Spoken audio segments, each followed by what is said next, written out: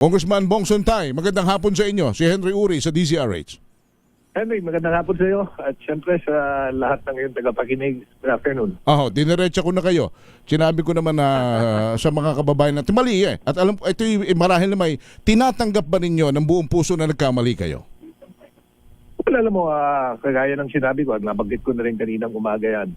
Siyempre nag-apologize tayo dun sa, una na kay Ms. Ann Curtis at saka sa mga kababaihan.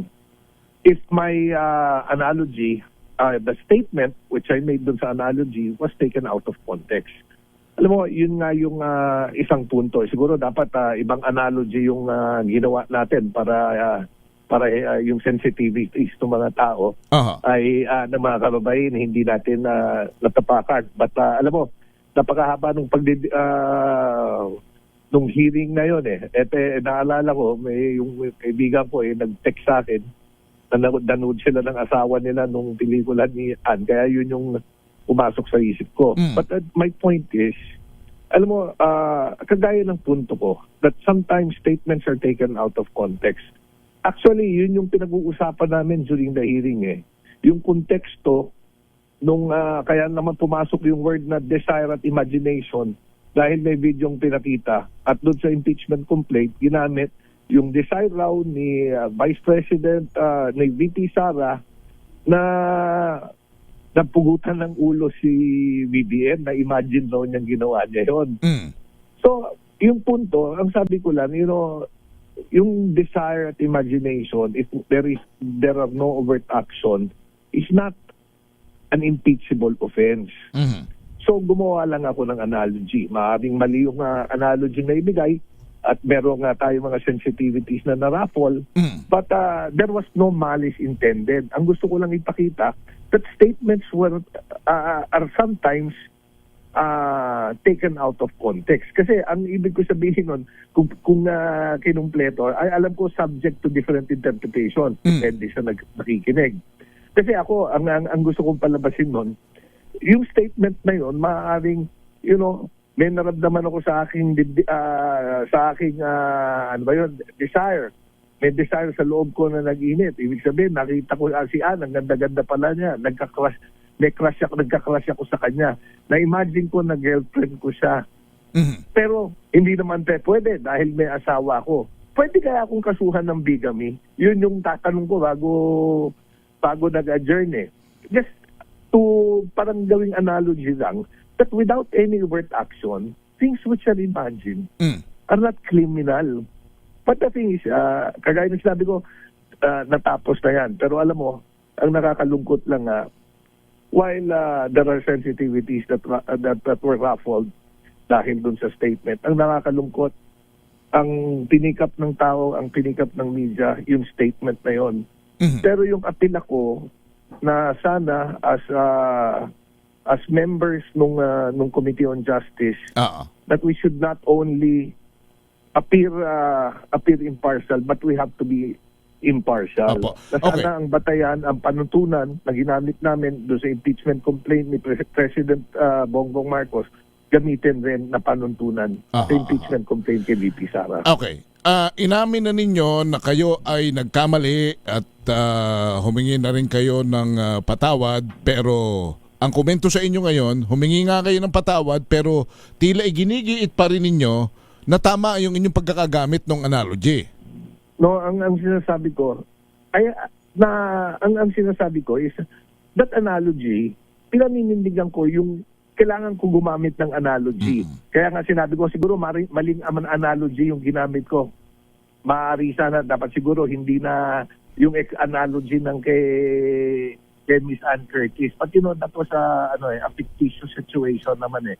Siguro dapat ibang analogy na lang ang ginawa ko. Okay. So ngayon, pinagsisisihan na ninyo na ginamit ninyong analogy ay analogy na kasama ang pangalan ng isang babae Kababaihan. at kababaihan.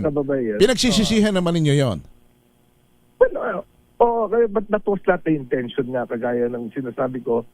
My intention in making the analogy is not to come out na may malice yun. At kagaya ng sinabi ko na rin kaninang umaga, I'd like to apologize kung may nasaktan, lalo na kay si Miss Ann Curtis o yung mga kababaihan. Ito. That was not the intention in making that analogy. Ito Kong, galing ito sa ina ni Ann Curtis, si Carmencita Ojales CS. Ito ba yung official, Josa, na social media account ni Mrs. ng inanay ni Ann? Okay, ang sabi niya rito, Mr. Bong Suntay, you're sick man. I reckon you're foul. Sabi naman po nitong sino ito? Yung nanay. Sige. Yun ho ang sabi ng kanyang nanay. Ano po ang inyong sagot? Ano ang inyong sagot sa ina ni Hindi, kagaya ng sinabi ko, I understand kung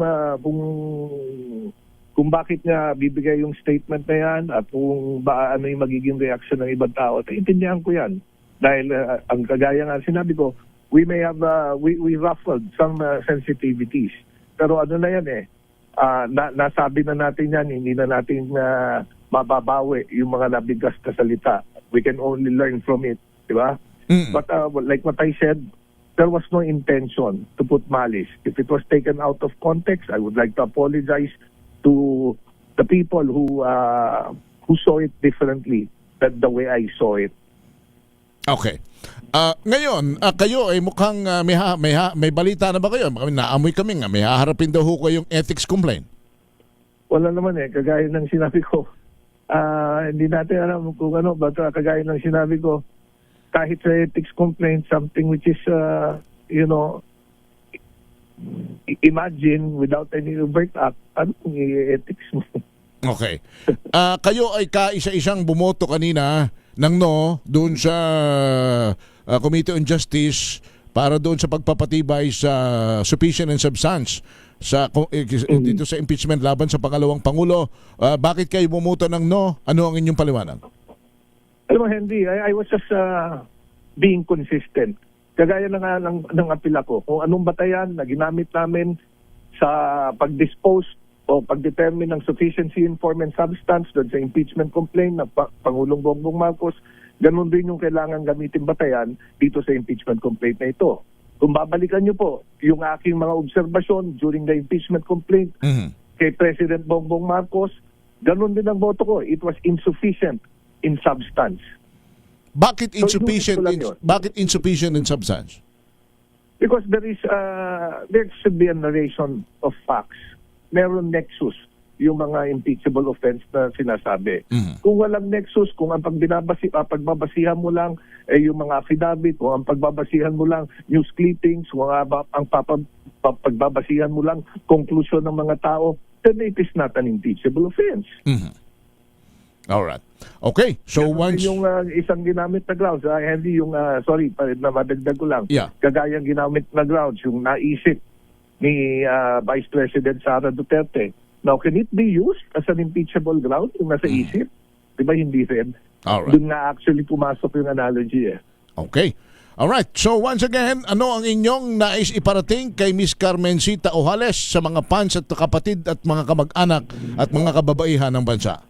Well, sa nanay ni Ms. Ann Curtis at sa kanyang kapatid, like what I said, kung nakasakit yung aking analogy na ginamit at yung mga statement, ako yung humihingi ng paumanhin, but the statement was talagang taken out of context at there was no malice intended in it.